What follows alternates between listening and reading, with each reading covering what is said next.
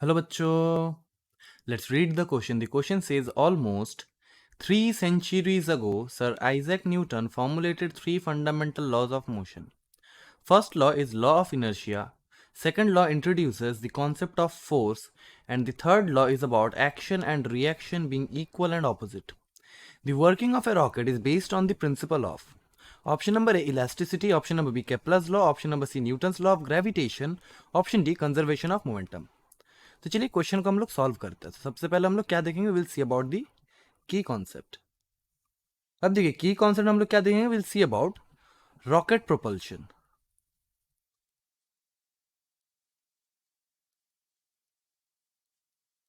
अब देखिए मान लेते हैं हमारे पास एक रॉकेट है, ये कुछ ऐसा हमारा रॉकेट है। अब जब ये रॉकेट को हम लोग ऐसे नॉर्मली देखेंगे, so if we see this as a system, so initially the system is at rest. जब इसको लॉन्च नहीं किया होगा ये कुछ ऐसे रहेगा। सो ये सिस्टम क्या है, initially is at rest.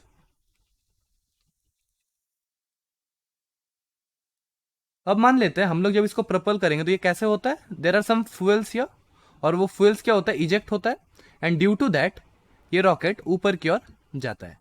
So initially अगर ये सिस्टम रेस्ट में है, सो इसका मोमेंटम क्या रहेगा, initial momentum will B zero because velocity is zero. अब अगर ये देखिए हम लोग देख सकते हैं कि यहाँ पे कोई एक्सटर्नल फोर्स नहीं लग रहा है, बिकॉज ये जो हो रहा है those are action reaction pair.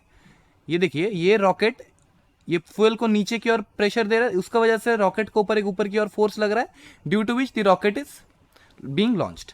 सो हम लोग क्या बोलेंगे, there is no external force.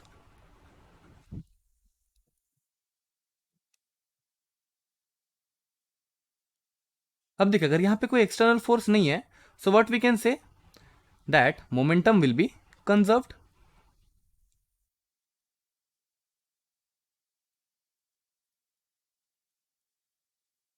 सो यहां पे जब हम लोग देखेंगे इनिशियल मोमेंटम जीरो था, सो फाइनल मोमेंटम भी हमारा क्या होना चाहिए, जीरो। सो हमारा जो रॉकेट प्रोपल्शन है that is based on the conservation of momentum. So answer हम लोग क्या लिखेंगे, आंसर हो जाएगा हमारा conservation of momentum.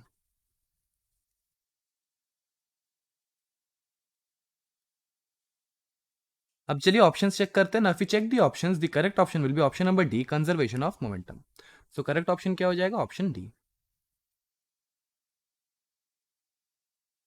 So the final answer to this problem is that rocket propulsion is based on conservation of momentum, and the correct option is option D. I hope the solution is clear to you. Thank you and best of luck.